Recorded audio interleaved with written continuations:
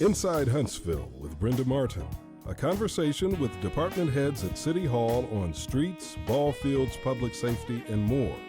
And also with our community partners that add economic security, support education, and enhance the city's quality of life. Hello, I'm Brenda Martin with Inside Huntsville, and thanks for joining me today. Today I'll be talking with Jessica White, who is the Historic Preservation Consultant for the City of Huntsville. We will visit a number of historic sites today, but first let's talk to Jessica. Hi, Jessica. How are you? Hi, Brenda. It's nice to meet you. Thank you for joining me today. Absolutely. We've been trying to do this now for a while, so I'm so glad we finally got to it. Yes, ma'am. We're here in front of the Humphreys Rogers house, but before we talk about that, tell us a little bit about you. A little bit about me. Well, I am a former graduate of MTSU, Middle Tennessee State University. I came out of their public history program with an emphasis in historic preservation. I've specialized in historic architecture, worked for the Tennessee Civil War National Heritage Area before coming here to Huntsville. I've worked for the City of Huntsville for 3 years now, and I've overseen their Historic Preservation Commission, but have also worked on numerous projects, including this project, which is the Humphreys Rogers House. Mm-hmm. It was built in 1848, and it actually originally didn't sit on this location, but I'll talk about that in a second. What we will kind of point out right now is the scaffolding in front of this building. When I first came to Huntsville, one of the first projects that I worked on was to do a weatherization plan for this historic home. Global Ties is in this building. They rented out from the City of Huntsville and Early Works, and they were having some issues with their energy efficiency. So I came out and did a cursory study and then a little more in-depth study where I documented where they were losing some energy and also having some issues with maintaining the building. So I gave them a document. They were able to apply for grant funding and get an energy survey done for the property. They were able to increase their energy efficiency by a substantial percentage in this house. But along with that came some much needed repairs to the porch that had kind of settled over time. So to jump back to kind of the history of this house, yes, it was built in 1848, and there are some changes that happened in the turn of the century, so the 1900s or so, but it didn't actually sit on this location originally. It was across the street from Von Braun, and it was owned by Coca-Cola at the time, and was in threat of being torn down. And this is really the beginning of the grassroots movement for preservation in the city of Huntsville, because we had a huge number of local community members that got involved. The Historic Huntsville Foundation got involved and helped to pay to have this building move from its original location to this location, and now serves the city. It serves Global Ties, and it's a perfectly good used building. Jessica, you mentioned the commission, the Historic Commission. Tell us a little bit more about that. Absolutely. So the Historic Preservation Commission is a 9-member board made up of community members, and 3 spots are for actual city employees. Mm-hmm. This commission oversees preservation efforts in 3 of our historic districts: Twickenham, Old Town, and Five Points. They undergo a local design review process. So anytime that people want to make changes to their property, additions, paint colors, roofing, etc., they would come before the commission, and that's not meant to be a burden, but to help preserve the character of those neighborhoods. In fact, Huntsville actually has 7 historic districts, all nationally listed, but out of those 7, only 3 are locally designated, and that's, again, Twickenham, Five Points, and Old Town. And that the benefit of having local design review, again, is that it protects those historic sites, whereas national designation is just a recognition. It doesn't necessarily protect those districts and historic buildings from demolition or extreme alteration. So this is really kind of beneficial to those property owners in the historic districts. It helps to preserve not only their houses, but also the economic values of their properties as well. But we also do more than just design review. Not many people know that. We do several projects across the city and help to support preservation efforts citywide. And we can talk about those as we visit some other sites. Okay, you also do grants as well, Yes, don't ma'am. you? Yes, Okay. ma'am. Huntsville is what's called a certified local government. And as a certified local government, we are able to receive certified local government grant funding from the Alabama Historical Commission. And we use those to work on projects across the city, not necessarily bricks and mortar projects, but surveys, National Register nominations, preservation easements, those types of projects, lectures, any type of public outreach efforts that we would be involved in. It goes to cover those costs. So it's really great to be a certified local government and to have access to that funding and to be able to do some of those projects. Another great highlight for the city of Huntsville, huh? Yes, ma'am. Okay.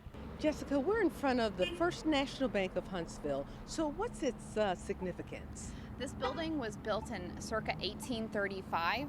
It was started as the branch of the State Bank of Alabama. Shortly after its construction was completed, it actually shut down, and that was due to the recession during that time period.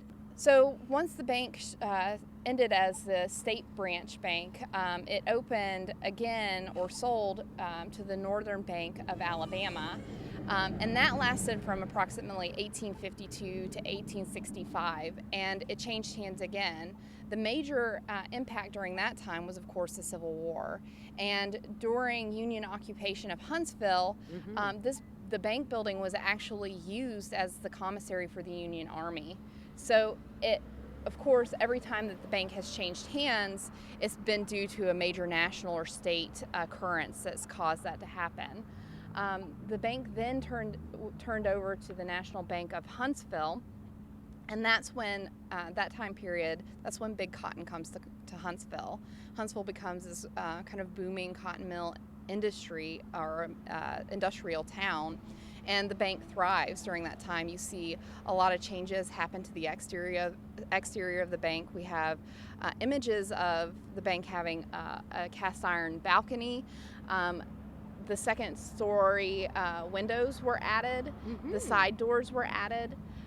Some major changes were happening to this bank, and it was really representative of kind of Huntsville thriving. So when Huntsville was peaking, you can tell that it was written directly on this bank because some major changes were happening to the exterior and interior of the bank at that time. So the bank stayed stayed the National Bank, but later became the First National Bank. It was the same company that owned it. They added the First National Bank to it, and it stayed active until the 1930s, when there was a recession due to the Great Depression. Kind of waned a little bit there, but then we have the Arsenal come in the 1940s, and we have the boom with the space race. And at that point, you see huge changes happen to the interior of the building. But what's so important about this building is that on this limb of the square, it's the only building that survived urban renewal. Of course, at that time, Cotton Row extended all the way down the side of this side of the square. That was demolished. The courthouse across the street was demolished due to urban renewal in the early 1960s.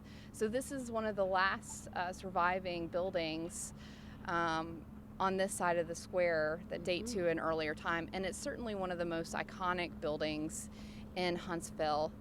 It was built by our local architect, George Steele. George Steele is responsible for several other buildings, including the Helion Lodge, some individual homes in some of our historic districts. He was the architect for that. So it's really just a representative piece of Huntsville history.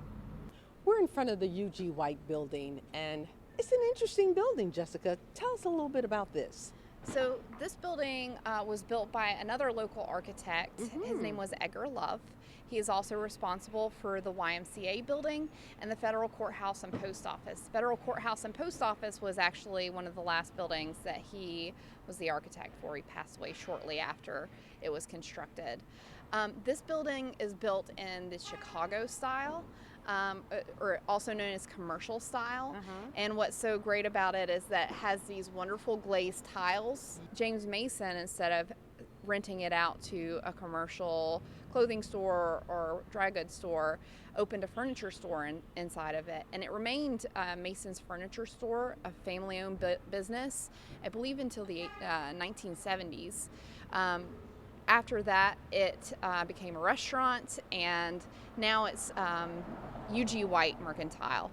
And what's so great about that is that they found a creative way to reuse this historic building and keep it going, sustaining it long term. We also have on the third floor Pints and Pixels. So Pints and Pixels is another example of collaborative use of a building. On the inside in the mezzanine, or not in the mezzanine, in the vestibule here, you can still see the original tile work that says Mason's Furniture. Oh, okay. It's under the rug, so you might not be able to see it completely. And an interesting fact about this building, it was originally supposed to be 5 stories tall, but they only did 3 stories. Well, it was 2 stories and a mezzanine. And they were going to expand later on, but of course when the Depression hit, that never came to fruition. So today it stands as a 2-story building with a mezzanine level in between. So the reason we're also in front of this building is just another example of the types of projects that the Huntsville Historic Preservation Commission and myself are involved in outside of design review. This building has a protective easement on it, and the purpose of a protective easement is to protect the exterior of the building. It runs with the deed in perpetuity, and just make sure that those really important and vibrant architectural features are preserved over time. This is another benefit of having a historic commission and a historic preservationist through the city. We can do these types of projects. Jessica, we're in McThormore Acres. What kind of project are you working on here in this area? Well, McThormore Acres, we're working on listing it to the National Register of Historic Places. And the important part about this project that we're working on is that it's a partnership. And that's really what the City of Huntsville is about, and what the Historic Preservation Commission is about. It's about creating partnerships with local organizations. And the group that we're partnering with is the Historic Huntsville Foundation, and they've played a very important role in making this project happen. Not only have they helped to facilitate gathering community members to get them involved and excited about listing to the National Register of Historic Places, they've also helped to provide match funding for the CLG grant that we wrote to have the survey and nomination written. So again, that's just the power of partnerships and working with local communities that the city is really trying to uphold here. What's important about this neighborhood is that it has ties to the space race. So we're close to UAH, which of course was initially the brainchild of Werner von Braun, who created it to educate engineers and scientists that would help fuel productivity at the arsenal. And this neighborhood houses and housed many of the engineers that worked for that program. So that's the historic significance of it. And what's really important for us to list it is, number one, we're Rocket City, and we should be, listing our mid-century modern space age era neighborhoods to historic. We should be very proud, because that is one of the most important time periods in Huntsville history. And if listed, this will be the first space age era historic district listed to the National Register of Historic Places in the entire state of Alabama, which is really truly an exciting project to be a part of and work on. And we're super happy that we've had the ability to partner with organizations like the Historic Huntsville Foundation, as well as the Rocket View Neighborhood Association. Jessica, what's the importance of historic preservation to the public? Well, we've gone to many sites around the city today, and I thank you for joining me on that adventure. The importance is if you can't tell, is that it's really the physical representation of our heritage, and they have such a social value to us as people, and it's important to keep that story intact and to share it with the next generation. But beyond that, these buildings can still serve a purpose. We've seen several buildings that have been adaptively reused and are still very useful today to the public. So we keep that sense of historic integrity, that we keep that story alive while adapting it to our needs. And the whole purpose of preservation is not to put a glass dome over historic buildings and freeze them in time.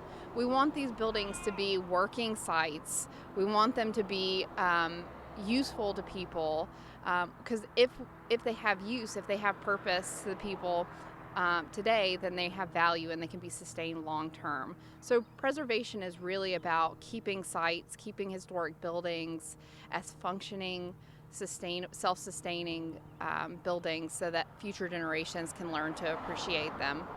Thanks so much for joining me today as we explore the historic preservation of the city of Huntsville. My guest today has been Jessica White, who is the consultant for the historic preservation for the city of Huntsville. If you'd like more information, please give her a call at 256-650-4779. That's my show for today. I'm Brenda Martin. Enjoy your day.